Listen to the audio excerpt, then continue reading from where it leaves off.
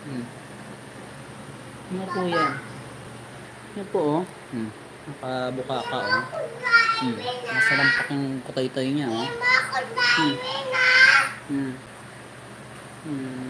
Labang tumingin, oh.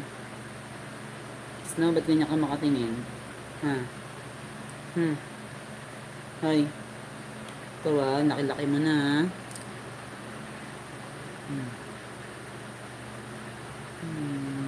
Hindi na. At wala si mama, sulitin mo na, ha?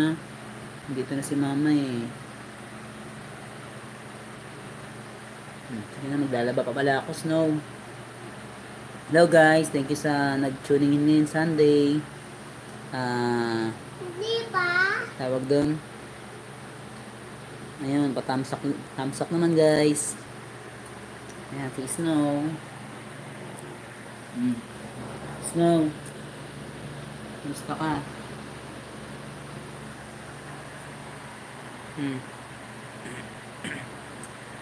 Thank you sa 7 na naka-tune in ngayon sa akin. Ayan. Ito si Snow, nakatakas na naman sa room niya.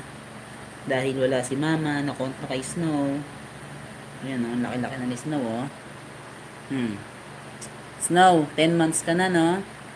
Ayan, kung di tayo nagkakamali, 10 months na si Snow. Malapit na siya mag 1 year old. Pero ang laki niya na. Yung size niya ay sinlaki na ng mga pusa sa kalye. Yung malalaking pusa sa kalye, yung mga puspin o pusakal sa labas. Pero na yung size niya. Ayan si Snow, oh. Kulay puti ito, eh. Kaso tawag doon, medyo matagal nang di naliligo, eh. Na busy tayo, eh. Pero hindi naman sila talagang natural na naliligo.